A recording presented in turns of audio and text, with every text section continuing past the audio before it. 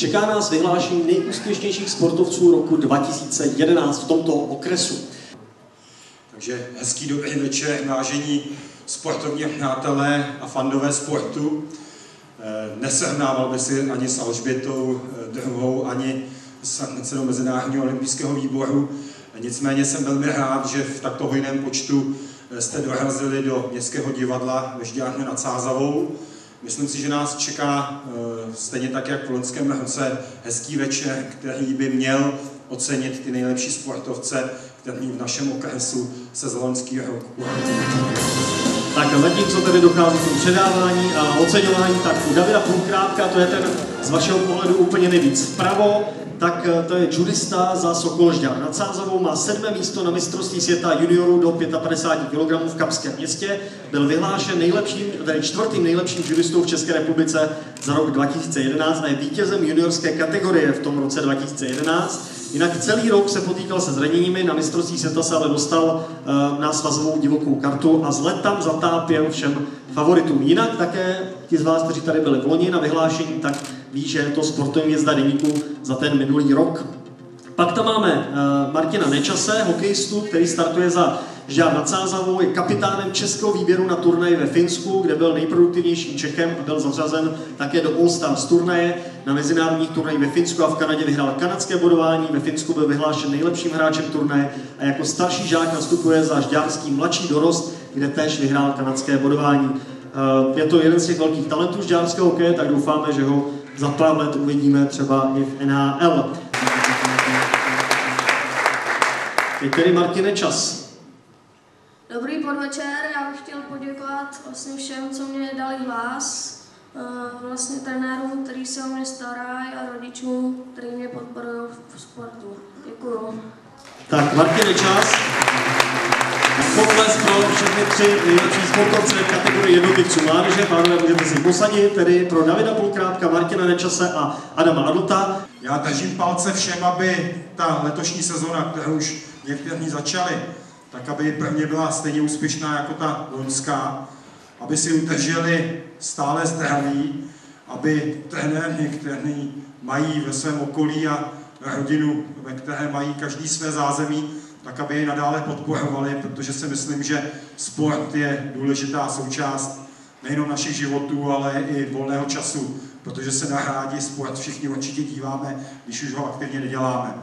Děkuji vám všem divákům, všem hlasujícím, děkuji kolegům z Rady města, že prostě podporují a všem zastupitelům, že podporují takovou akci.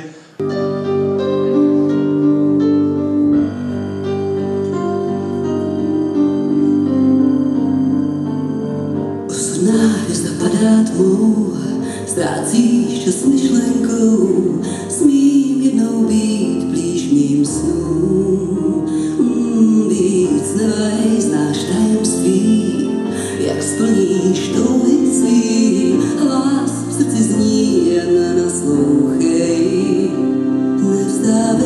Nevzdávej, popádou vzhůru se dívej, hrej, vyhrávej, uvěř snům a zpívej. Zvítězím dál sní, mířím k cílům nejvyšším, svůj osud v rukou mám já sám. Nastal čas, tak vystup zdavu, druhá šance zvednout hlavu, víš, cíl vidíš před sebou. V minulosti toč se zády, právě dýcháš teď a tady, víš, štěstí stojí před tebou. Nevzdávej, popádou vzhůru se dívej, hrej, vyhrávej, uvěř snům a zpívej.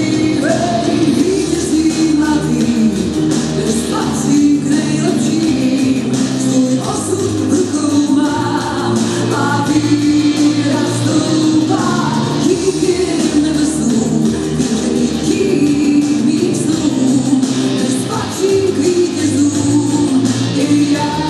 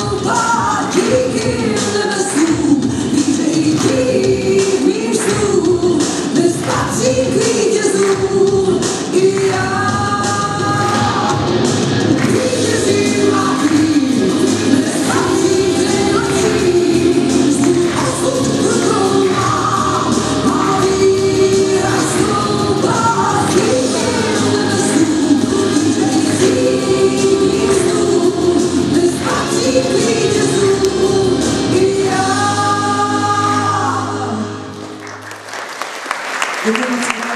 Děkuji.